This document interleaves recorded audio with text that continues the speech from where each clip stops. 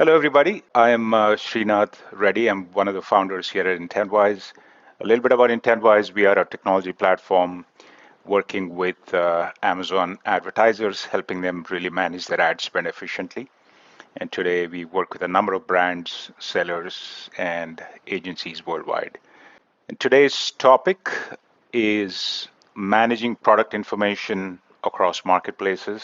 And I'm joined by an expert in this realm, Sherry Foster, who's the founder of AscendX Digital. Sherry has spent over 2 decades in the That's right. technology space, working for brands like Hewlett Packard, StarTech in sales, marketing, and biz dev roles. So we're going to, chat with her about product information management best practices. Sherry, thank you for joining. Do you want to take a moment, talk about yourself as well as AscendX Digital? Sure. Thanks. Yeah, Go like you for it. said, I've been doing this for a really long time. And, when COVID hit last year, I really saw an opportunity to help brands, distributors, sellers improve their overall digital readiness and really take advantage of this shift. When I started AscendX Digital, we were really thinking about how we could help companies accelerate that online revenue growth through what we call digital brand experience, which is really looking at your brand across all these marketplaces and everywhere that you are online, and through product information excellence, which is something we're going to talk a little bit about today. Again, congrats on this entrepreneurial journey. I've been there. So before we dig deep into the topic at hand, let me begin by asking you kind of what triggered this entrepreneurial journey for you? It's a great question. I've always sort of had it in the back of my mind that I want to do something like this, but the right opportunity just didn't seem to present itself. And, strangely enough, COVID was the push for me to really make that move. I could see the need for businesses who needed to improve that digital presence and the processes behind that and just their overall digital strategy. And so from there, I saw a clear path where, I really thought I could add some unique value and expertise. And so here I am. Awesome. Well, to me, what's fascinating is like every entrepreneur's journey, it's unique, it's different, lots of pivots along the way. So, wish you well. And so, jumping into today's topic, obviously, we do work with companies with large catalogs.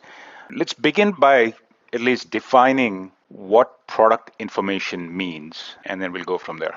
So product information management, it's the process of managing all of the information. So technical specs, marketing copy, images, video, assets, all that are required to market and sell products and services.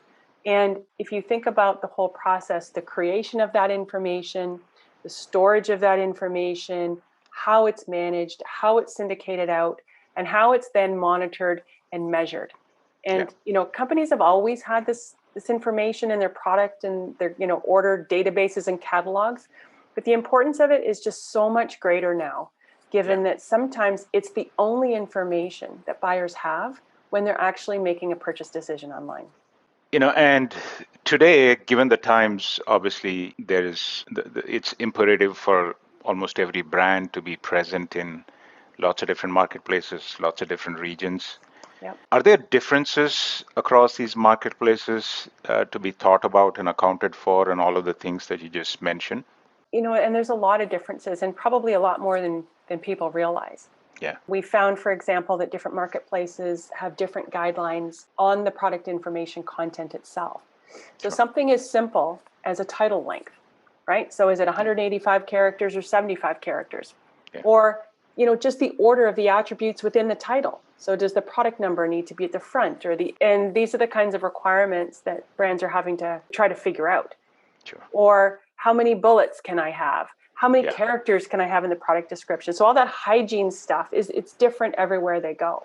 But it's so important because it impacts search. And, having the right fields populated, indexed for search, having the keywords in the right place, and knowing, how that search tool works. Does it favor conjunctive match or exact match? All of those kinds of things matter. And they're different everywhere that brands sell their products. That's an interesting point. Certainly in the Amazon realm, we are constantly thinking about relevance of product content to searches. Mm-hmm. And I think one of the points you're making here is that the criteria for relevance could actually be very different across marketplaces. That's right. Is that okay? Got you. Exactly right. And another thing you brought up in your earlier comment is, of course, we all are aware of like importance of consumer reviews, right, Yeah. in buying products. And that's not new. We've known this for a while. But the point you're making is that it isn't just that, like a lot of purchase decisions happen off of product information. That's all they've got sometimes, right? So Yeah. you've got everything now in B2C and B2B. Most of us are familiar with Amazon. But if you think about the B2B space where people used to pick up the phone and call their sales rep, they're not doing Yeah. that anymore, Yeah. or they're not going out for lunch, or you're not going into a retail store. So the only thing you've got sometimes is that product information. And so it's got to shine. Great point. Now, I know you touched on a lot of the formatting aspects of it. What other considerations come to mind? I'll give you a few examples. So first thing I think brands should think about is who's the target market of the marketplace where you're selling. So if you're selling on both Costco and Walmart, are you using the same product information? Costco has said that their target market is suburban families with incomes around $92,000 and above. Is that the same as Walmart? I don't think so. It'll certainly depend on the kind of product that you're selling, but are you thinking about who's on that marketplace? And does your product information resonate with that target market? Here's another example. So I was working with a brand, and they were selling products in different regions. So they were selling desks. And in North America, the customers valued the quality and the sturdiness of that desk. Mm-hmm. But in Europe, while it was important, the most important thing was actually the sleek design. The market was different. What they valued of the product was different. It's different. And so in that case, we didn't necessarily write new content, but what the brand did is they reordered the bullets. So that in Europe, the sleek design was the first bullet and maybe it was the first image, whereas in North America, we talked a little bit more about the quality. So really understanding, the target market, who your customers are, what they value is quite different. Another example is competition, right? So who you're competing with on Amazon versus who you're competing with on other marketplaces might be actually very different. I was working with one consumer electronics brand. They were on several marketplaces. But there was one marketplace in particular where the competition was a little bit different and the products that they were much lower quality. And so some of the quality elements that were actually quite standard and similar on the other marketplaces that weren't necessarily highlighted, we did highlight on that other marketplace because it did make a difference. The competitors that you are up against could be quite different as well. Yeah, it's a great point, actually. Part of what we do when we engage with clients on the advertising side is at least look at who the competitors are. More often than not, they may know the top 3, 4, and they don't know the rest. It's always a surprise. Yeah. And it changes so much from marketplace to marketplace. So a few key points you've made already here, right, which is the criteria of relevance changes by marketplaces. The buyer profiles, the audiences on these marketplaces are different.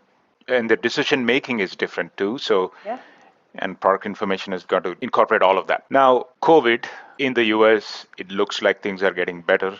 A good chunk of my team and my parents are in India. What's happening right now is very unfortunate.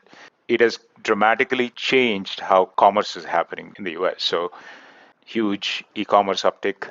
What are you seeing as an impact of that on product information management? I think when we look at product information management specifically, COVID's changed a lot of things, as you just pointed out. It's really elevated the importance of product information. And it's really forcing companies to look at their product information and to look at the quality of it and the efficiency of how it's managed. Companies are trying to get to where their customers are searching and buying because they're not coming into stores anymore. They're not having business lunches, all of those kinds of things.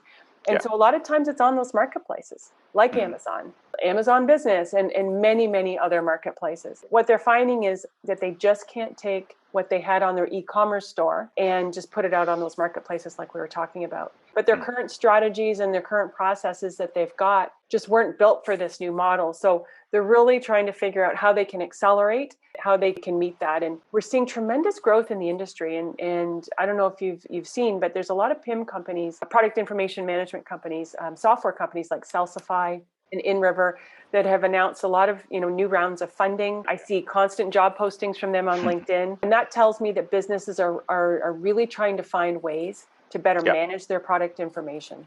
Awesome. And you mentioned Amazon, obviously a good chunk of our audience, primarily, huge presence on Amazon. Yeah. Any Amazon-centric guidance you might have on this topic?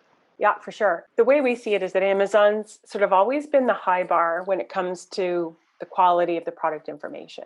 Having all of the content present, having it optimized is absolutely critical for search. But then having that quality product information is critical for conversion. We're seeing a lot of new vendors come in and they have pretty good product information. So we really want our brands to keep an eye out as new vendors come into place. And it also really reflects on credibility. We had a focus group once, and we had some people around the table, and they were looking at a product display page, and it happened to be, I think it was a consumer electronics product, as a matter of fact. We asked them if they would buy from that vendor. It was on Amazon, and we ran several focus groups, and everybody said, oh, yes, they look legitimate.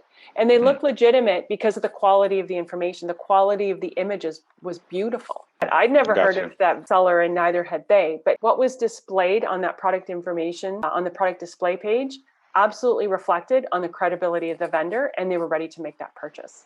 And I think the other thing too is, brands really, when they're thinking about Amazon, they need to be proactive about auditing and really monitoring their product information for compliance. And what I mean by that is the information on the product display page, is it complete, and is it correct, and is it what it's supposed to be? And I can't tell you, Sreenath, how many times I've worked with brands who tell me that information randomly disappears or changes. I even had one brand tell me one time that a whole chunk of their ASINs turned into a different language. And so search will never work for that. And if somebody hadn't gone out and seen that, they'd like that for weeks or months. It's really important that brands stay on top of that and really audit that information. You're obviously looking at lots of different companies.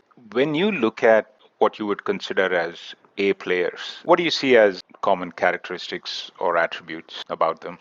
I think they have a documented product information management strategy, fully integrated across their organization with the product team, the brand, the marketing team. It's not just the responsibility of one organization, but there's a real entire workflow because they understand the importance of that in the overall process. They understand the need of customization. We've been talking about that on this call. They understand that they need to customize product information where they sell. And I think they're really smart about using it strategically too. So they realize that product information is the new sales rep. They're really thinking about when somebody is visiting their page, how can they educate buyers? How can they engage with them? How can they, even upsell and cross-sell? They're not just thinking about that one product, but they're thinking about that portfolio and how they can get repeat buyers and increase their penetration with the customers that are looking at their products. And I think they also understand that buyers are on multiple sites, that the path to purchase is not linear. People on their journey are going to different places. These A players are really intentional on the importance of their brand experience. So everywhere they go, their brand is shining through. People who really have all of those things wrapped up are doing a good job. I love a couple of things you said here. So product information is the new sales rep. Path to purchase is not linear. They're in all kinds of different places. If there was one piece of advice that you had to give to folks about managing product information effectively, what would that be?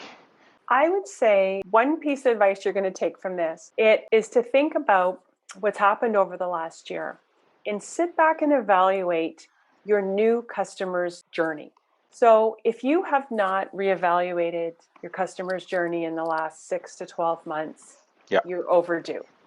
So go find out what that path to purchase is. What path do they take? Do they visit your website as part of that journey? Do they go to multiple marketplaces? What information are they clicking on? What are they searching for? What are they looking for? How much time do they spend with certain forms of information? Because things have changed so much. Not only has their behavior changed, but probably the people who are buying your products have changed too. And so really getting to know this, understanding your key buyers is really my best advice of where to start. This has been great. As we have this conversation, I'm trying to build a mental model around this. So we talked about varied marketplaces, relevance criteria being different across them, and how you account for that in your content. Audiences are different, buyer profiles are different, competition is different. And then a couple of things I'll repeat again, which is product information is your new sales rep, path to purchase, it's not linear. And the last piece of advice, which is discovering and defining your customer journeys, planning your product information accordingly, is another thing you've shared with us today. Sherry, this has been super insightful. Great. Thanks for having me, Sreenath. For those of you watching this video, if you want to reach out to Sherry, here's her contact information. Thank you for watching. Stay safe.